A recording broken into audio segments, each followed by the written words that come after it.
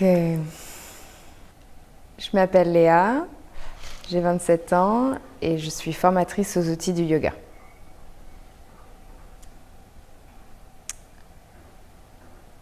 J'avais un esprit très créatif, je l'ai d'ailleurs toujours.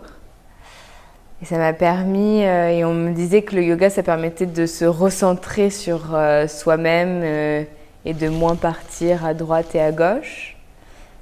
Et j'y suis allée, on m'y a emmenée comme une solution un petit peu thérapeutique. Ma maman m'y a emmenée à 16 ans, la première fois, pour pouvoir canaliser l'énergie débordante que j'avais, d'hyperactive. Ça m'a vraiment permis de pouvoir canaliser l'énergie que j'avais à l'intérieur et qui bouillonnait à l'intérieur et qui partait dans des activités diverses pour pouvoir la rassembler et la canaliser dans une pratique, mais aussi, c'est-à-dire de pouvoir construire des idées ou un flot créatif qui ait du sens en fait et qui ne soit pas divers et varié, qui s'éparpille moins. Donc c'est-à-dire que j'ai amélioré ma capacité de concentration, j'ai quasiment résolu la dyslexie que j'avais petite.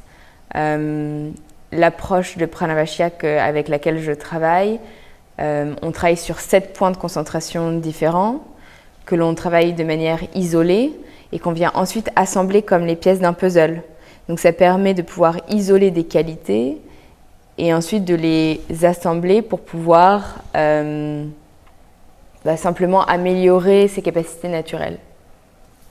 Le yoga, c'est à la fois un travail sur le corps, beaucoup, où on pense que c'est améliorer sa force, sa flexibilité, mais c'est aussi énormément un travail sur l'esprit, observer son esprit, prendre du recul, se donner du temps pour pouvoir digérer des informations et moins être dans la réaction vis-à-vis d'une situation et plus se laisser le temps de step back. Et c'est aussi un travail que j'apprécie beaucoup sur la respiration pour faire le lien entre l'esprit et ce corps-là. Et on peut arriver au fur et à mesure à prendre cet outil de la respiration comme un instrument de musique. Et de plus en plus où on développe cette proprioception de la respiration, de plus en plus où en fait on devient un petit chef d'orchestre. Cela faisait 5 ans que j'enseignais, pratiquais, lisais, étudiais le yoga en France. Et j'ai ressenti un besoin un peu viscéral d'aller plus loin, d'explorer la philosophie, d'aller à la source de la connaissance et de me faire ma propre opinion et de ressentir en fait la vibration, la tradition aussi. Donc j'ai sauté dans un avion, je me suis posée dans un institut de philosophie où j'ai étudié pendant 4 mois de 6h du matin à 8h du soir comme un petit moine, une petite lama, avec que des Indiens. Et puis ensuite j'ai commencé à de plus en plus explorer en me laissant guider par aussi les événements, la vie, où on m'a guidée vers, on dirait un mentor, qui est kiné, psychologue, qui a étudié la plupart des systèmes de yoga traditionnels, Iyengar, Ashtanga, Hatha Yoga, et qui a construit sa propre méthode qui s'appelle le Pranavashyak, qui est une méthode qui est principalement centrée sur le système nerveux. On travaille en fait en stimulant des stress lors d'une pratique négative ou positive pour pouvoir avoir un stress optimal. Et tout ce qu'on travaille sur le tapis, on vient en fait reproduire des événements de la vie réelle. À la fois, j'ouvre, je suis très heureux, je ferme, là je suis plus dans mon cocon, je m'ancre, etc. Et on vient essayer avec le fil de la respiration de toujours garder le même rythme vis-à-vis de ces stress positifs ou négatifs. Donc ça nous apprend finalement en dehors du tapis, quand on a une situation, sans l'intellectualiser, quand on a une situation similaire, à mieux savoir interagir avec cette situation-là Donc concrètement, j'ai un train qui m'arrive dessus. Au lieu de freeze, je ne sais pas quoi faire parce que là, le train, il arrive très très vite, etc. Là, on apprend à bouger très vite et à savoir mieux réagir face à ce stress-là qui t'arrive dessus. Donc on s'entraîne en fait, à la fois avec le corps et l'esprit, à réagir à ce stress-là. Et donc ce mentor-là, moi, m'a formée en one-one. Et c'était une super expérience. Le Pranavashya est une technique traditionnelle indienne que j'enseigne et dans laquelle je me suis spécialisée. Prana qui veut dire life force, énergie à l'intérieur de soi. Et Vashya qui veut dire maîtrise. Donc c'est la maîtrise de ces énergies. À la différence de Pranayama, qui sont les exercices plutôt de respiration, où là on vient augmenter la pile d'énergie à l'intérieur de soi. Nous, en Pranavashya, on arrive en fait à devenir spécialiste de la maîtrise de cette énergie en l'observant à travers les fameux 7 points de concentration. Quand je suis arrivée en Inde, j'étais toute seule dans un monde qui m'était pas du tout familier, la ville. J'ai passé 4 mois sous un aéroport avec des avions tous les 5 minutes qui passaient, avec que des Indiens, ça grouillait de partout. Et à la fois, on était dans cet ashram, très zen, très peace, etc. Et tu sors de l'ashram, donc un ashram qui est un lieu en fait dédié à la pratique du yoga et à l'étude du yoga où on vit sur place. Tu sors de l'ashram, tu as des motos, des gens qui sont en train de mourir par terre, des odeurs qui te prennent au cœur, des tuk-tuk partout, du bruit, ça s'arrête jamais, tu as des avions qui passent toutes les 2 minutes autour de toi. Et il y a comme une dissonance en fait. L'Inde est à la fois, ça grouille, ça pullule, c'est très vivant. Et à la fois, il y a une espèce de paix intérieure chez les gens qu'ils arrivent à cultiver. Et à la fois, il y a une ouverture sur le cœur où tout le monde pratique cette bienveillance au quotidien. Les gens sont là les uns pour les autres. Il y a une bienveillance.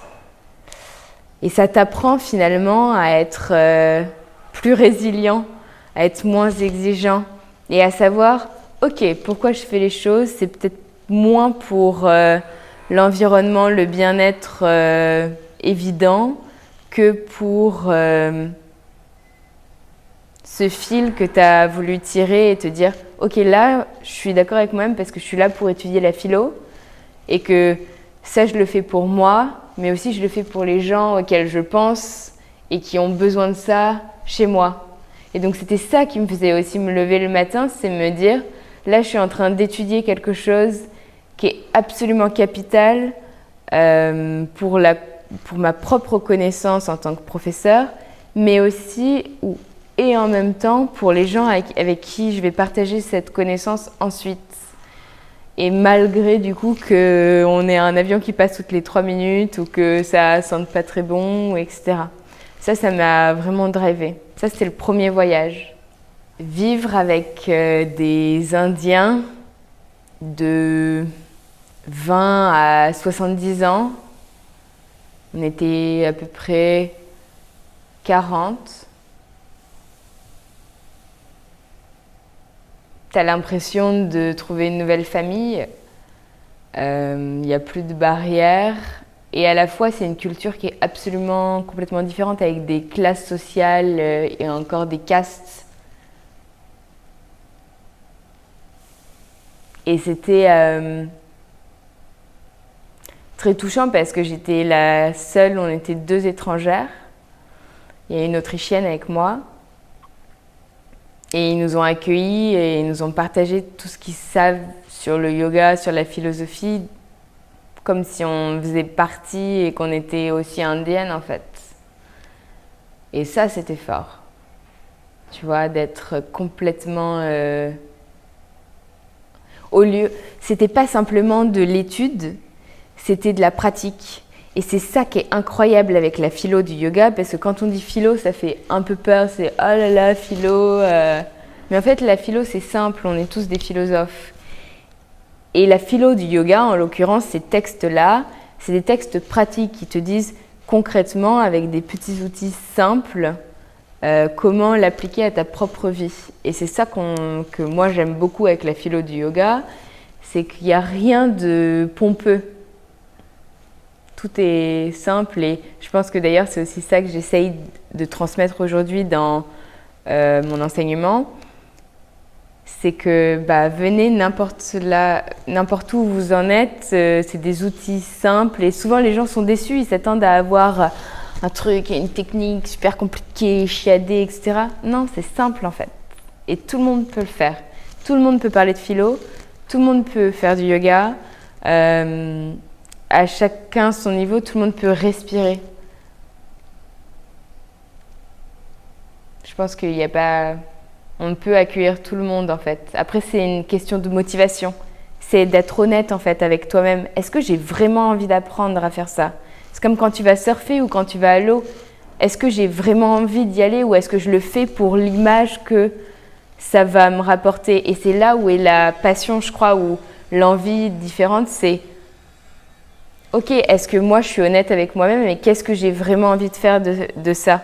Est-ce que ça me fait vraiment vibrer à l'intérieur de me connaître et d'utiliser ces outils, par exemple du yoga ou du surf ou de la cuisine pour mieux me connaître. Et c'est des outils d'étude en fait de soi-même. C'est juste des supports. Hein. Le yoga, c'est juste un support pour s'étudier soi-même et mieux se connaître et se donner du temps. Après, il y a des techniques qui permettent de s'apaiser, etc. et de pouvoir être plus composé. C'est ça qui est, je crois, assez chouette. Lors de mon deuxième voyage en Inde, j'ai été à Mysore, que l'on appelle la capitale du yoga. C'est la ville où s'est installé l'Ashtanga Yoga, qui est une pratique traditionnelle, où on enchaîne 60 postures, une soixantaine de postures, à la suite comme une chorégraphie. Et on est dans une salle et chacun commence à son rythme. Et on doit commencer et finir cette chorégraphie-là qu'on a entamée. Et chacun, en fait, rajoute des postures au milieu selon ce que le maître lui dit en fonction de son avancée au niveau de son corps. Et voilà, on exécute la chorégraphie chaque matin comme ça. Et donc moi, j'ai choisi de rejoindre un shala qui s'appelle le Pranavashya Yoga Shala, qui est enseigné du coup dans le petit village de Mysore, à Gokulam, en haut. Et globalement, mes journées se composaient de réveil à 4h10, méditation personnelle, prendre mon tapis, 5 minutes de marche. Je passais par une petite déchetterie avec les vaches au milieu. Et là, j'arrivais et je posais mes petites tongs à l'extérieur du shala. On s'asseyait dans le silence. Personne ne se regardait. On chantait. Et ça commençait. Et en fait, il y a un espèce de respect où personne ne se parle. Tu es en fait à l'intérieur de toi-même jusqu'à peu près 11h du matin. Et donc de 5h à 11h, tu es dans le shala. Tu pratiques d'abord les asanas, les postures, puis la respiration, puis la méditation. Et après, la vie commence et tu laisses derrière toi ce que tu as fait pour toi, pour les autres. Et là, on va manger un gros petit-déj chez les mamas qui ont ouvert leur grand salon et qui cuisinent d'une manière merveilleuse. Et après, on étudie l'après-midi et on repratique le soir, mais plus des pratiques un peu plus libres ou des backbending, etc. On remange à 18h30 ou 19h. Et puis, on va se coucher. À 11 ans, j'ai intégré un sport-études gymnastique, 21 heures par semaine, pendant 5 ans. C'était un petit sport-études. Et en même temps, développer la proprioception, donc c'est-à-dire le rapport avec mon corps, mes muscles, mon corps dans l'espace, le mouvement. Et à la fois aussi la transmission. J'ai commencé à enseigner ce que je savais passer la connaissance aux plus petits. D'accord. La transmission, c'est quelque chose qui t'a suivi tout au long du parcours? J'ai une famille de 7 frères et sœurs. Ça m'a toujours animée de transmettre tout ce que l'on m'apprenait. J'ai un petit mantra dans la tête toujours, c'est apprendre, expérimenter ou pratiquer, apprendre, pratiquer, transmettre. Apprendre, pratiquer, transmettre. Et voir la petite étoile dans les yeux quand les gens ils comprennent ou qu'ils expérimentent et qu'ils croient en eux du coup parce que d'un coup ils sont capables de le faire, c'est extraordinaire. Moi c'est ce qui m'anime. Et j'ai commencé à le faire avec mes frères et sœurs, puis avec les copains, les copines, puis avec d'autres gens autour de moi. Et à la fois la transmission que je reçois des gens qui sont beaucoup plus expérimentés que moi est extraordinaire, parce que moi c'est là où je suis comme une petite enfant et ok, j'apprends des nouveaux trucs et je trouve que ça illumine quelque chose dans ma tête. Et à la fois quand moi je revois ça, que je suis capable de redonner, c'est comme en fait faire suivre une connaissance et peut-être même l'élever à un moment donné. Et je crois qu'on est là sur Terre comme des êtres évolués, on va dire, parce qu'on est capable d'avoir un terreau et une conscience qui est déjà assez élevée et de pouvoir l'amener un peu plus haut. De se dire, ok, on est arrivé avec une conscience de ce qui se passe autour de nous. On a déjà une connaissance à l'intérieur de nous, dans notre corps, etc. Et en fait, on l'amène encore un peu plus haut, ensemble. Donc, partager cette conscience, cette connaissance, etc., c'est comme prendre un petit ascenseur. C'est le petit ascenseur qu'on prend à gauche ou à droite pour pouvoir passer la barre. Pour moi, la transmission a un grand lien avec la tradition, dans le sens positif de la tradition, à savoir la tradition que l'on respecte, ce grand respect qu'on a pour un art, que ce soit de l'artisanat, que ce soit de l'art du corps, de la philosophie, etc. C'est des connaissances et des chercheurs, des gens qui ont passé un temps fou à pouvoir devenir experts d'une discipline et qui sont partis du monde ou qui ont laissé derrière eux des écrits, des traditions aussi orales. Et c'est comment on arrive à se passer cette connaissance-là. Dans le yoga, très peu de textes ont été écrits ou très tardivement. Et ça a longtemps été une transmission orale.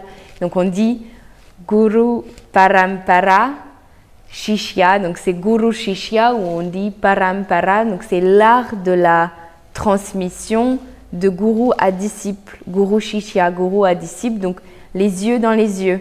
Je te prends comme tu es aujourd'hui et je te donne ce que tu es capable de recevoir dans tes petites mains aujourd'hui. Mais on fait un bout de chemin où tu te livres à moi et où je me livre à toi, où je livre à toi la connaissance que aujourd'hui tu es capable d'entendre. Et c'est l'art et le temps qui fera que tu compléteras cette connaissance et cette conscience du monde. Donc ça, c'est traditionnellement comment on donne la connaissance en yoga. C'est sur mesure en fait. Comme l'artisanat, c'est du maître qui transmet à son élève jour à jour et ça prend du temps, ça prend comme avec les compagnons quoi. Parce que c'est un art extraordinaire donc il faut y passer du temps et c'est ça qu'on oublie généralement aujourd'hui où on veut tout apprendre très vite, en un mois, en 200 heures, en un stage, etc. Et sauf que quand tu es pareil, un surfeur, bah, là, ton maître, c'est la vague, c'est l'élément, généralement. Et bah, un jour, tu prends une claque et un jour, tu y vas et tu te relèves et tu retombes et tu développes cet effort, cette patience, etc. Et c'est ça qui fait, au final, c'est beau quand tu as ce petit moment de suspension et que tu ressens à l'intérieur de toi ah là, je sens un truc extraordinaire qui se passe, ou un moment suspendu où je déconnecte. Et c'est ça qu'on fait quand on apprend une technique précise de yoga, c'est qu'à un moment donné, on se sent complètement suspendu hors du temps. Et c'est pour ça que je travaille en fait, parce que c'est en gardant cette même méthode-là pendant longtemps qu'on affine son outil de perception et qu'on devient expert de son propre cerveau, cœur et ventre, donc corps en fait. Dans le yoga, et comme dans d'autres métiers, la connaissance elle est infinie. C'est à la connaissance de soi qui n'a aucune limite, donc on peut toujours s'explorer de plus en plus, comprendre de plus en plus, expérimenter de plus en plus. J'apprends énormément de mes élèves qui me posent des questions, qui me disent que leur perception est différente de la mienne ou que de mes mentors, et ça c'est extraordinaire. C'est un apprentissage de toute la vie. Moi je continue évidemment à me former, à apprendre beaucoup au jour le jour par ma propre pratique, par l'enseignement aussi, la transmission. Et c'est une formation de toute la vie parce que c'est tellement riche et profond. C'est une philosophie en fait de vie, c'est un art de vivre. J'ai une relation spéciale avec l'artisanat parce que j'ai une famille d'artisans. Papa est artisan dans le bâtiment, ma grand-mère était petite main chez Chanel, mon grand-père artisan joaillier. J'ai un grand respect pour le maître d'art ou le maître d'œuvre, car ils ont cette posture, cette stature, ce positionnement avec eux-mêmes où ils sont assez droits et continuent à cultiver cette passion qu'ils ont eue à un moment donné et qui leur a dit « Ok, là on y va, on se spécialise. On se spécialise et donc tous les jours, on va passer du temps à développer cet amour qu'on a eu un jour qui s'est révélé à nous et on va explorer de plus en plus profond pour pouvoir créer une pièce, un résultat fini, ou un service pour les gens et laisser une trace peut-être dans ce monde-là. Et c'est une vision à la fois qui est assez jolie du monde, qui transmettent, et c'est un art aussi dans la tradition qui reprennent et qui explorent, et c'est aussi donner un peu de soi, laisser un peu de soi sur une matière. Et c'est des gens avec des personnalités, ce sont des gens avec des personnalités qui sont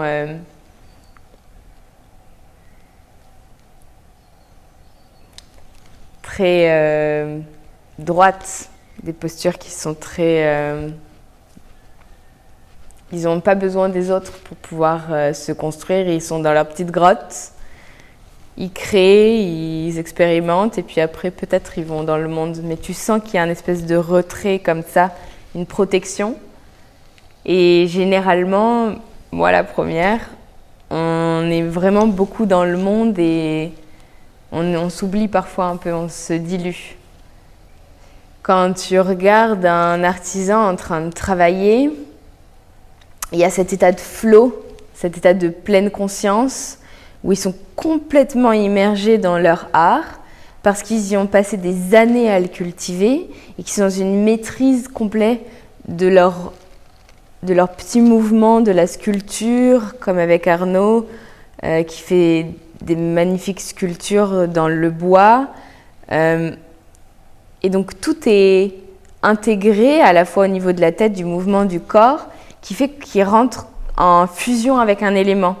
Et c'est ce moment où les pensées, elles s'en vont, où il y a une espèce de fusion avec l'instant présent qu'on peut retrouver dans l'amour. Quand on est amoureux, on oublie le temps. Ça, c'est ce que l'on a quand on est, je crois, passionné par quelque chose et qu'on devient expert.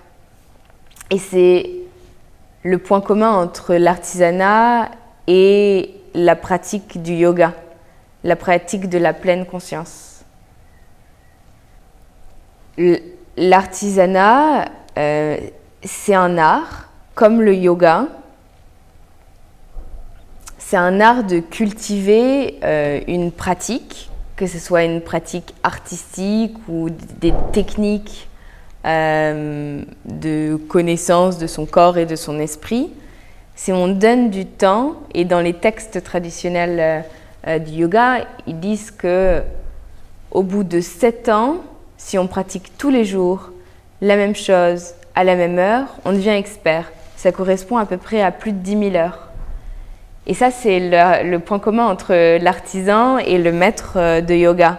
C'est qu'ils donnent minimum 7 ans de leur vie à pratiquer la même chose tous les jours, à la même heure.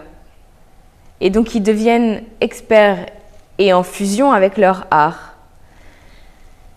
Ça, je crois que c'est le plus grand point commun entre les maîtres artisans et les maîtres yogis. Et ensuite, il y a ce sentiment, je crois, de méditation, que l'on appelle méditation, mais la méditation est un état. Donc, on arrive à la méditation via des techniques. Donc, via la technique de l'artisanat, où on shape une planche, où on découpe une planche de bois. C'est cette technique, et c'est le fait d'occuper et d'immerger en fait son corps et son esprit dans une technique que l'on répète, que l'on connaît, qui nous permet de pouvoir détacher en fait d'un premier stade de conscience et d'arriver dans un trou noir en fait, dans un état où on n'a plus de pensée. Donc la technique, par exemple, en respiration, en pranayama, on va compter ces expirations 21 fois, où on va compter il y a plusieurs techniques en fait qu'on utilise qui permettent de canaliser ton esprit et de pouvoir en fait arriver dans cet état de je ne pense plus. Parce que j'ai pas cherché à plus penser, mais je suis complètement immergée dans ce que je fais. Et je suis là, ici et maintenant. Et c'est ça le point commun finalement. C'est cet état de flow ou de méditation. Et la méditation n'est pas une technique. Donc quand on dit « je médite », ce n'est pas un verbe en fait, la méditation. Je ne médite pas. La méditation arrive à moi parce que je m'occupe à me concentrer. Donc on utilise des techniques de concentration, mais la méditation, c'est ce qui arrive.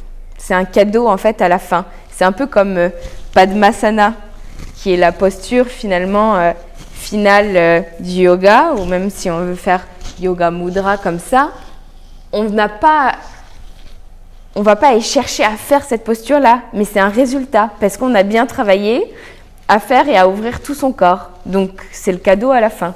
C'est pareil pour la méditation.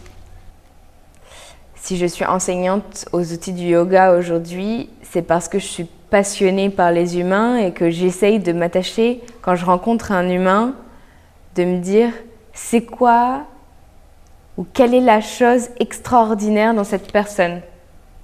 Quel est son potentiel caché qu'aujourd'hui je ne vois pas ou qu'il ne me révèle pas encore à moi ou au monde? Et donc c'est cette envie de croire que chaque personne est extraordinaire.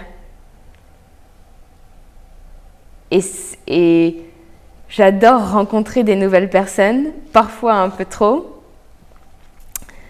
parce que ça m'enrichit, moi, dans ma vision du monde, en me disant que chaque personne a une vision du monde et une manière d'interagir avec le monde différente. Et à la fois, chaque personne et chaque rencontre est un miroir, finalement, de soi. Et souvent, les personnes où c'est le plus difficile à connecter avec elles, c'est parce que le miroir, il est très fort et donc on voit ce qu'on n'aime pas chez soi-même. Et donc du coup, je trouve ça très intéressant de rencontrer des personnes aussi où ça ne matche pas forcément au premier coup. Et chaque rencontre est une opportunité pour pouvoir enrichir ma propre vision du monde et ensemble arriver à améliorer notre vision du monde, parce que je pense qu'on n'est pas fait pour vivre tout seul dans une grotte. il y a les ascètes, il y a les moines, etc. et c'est leur mission de vie. Mais nous, en tant qu'humains de type normaux, on est fait pour pouvoir interagir les uns avec les autres, pour pouvoir construire quelque chose ensemble et élever la conscience globale. Et c'est peut-être ça notre mission à nous tous.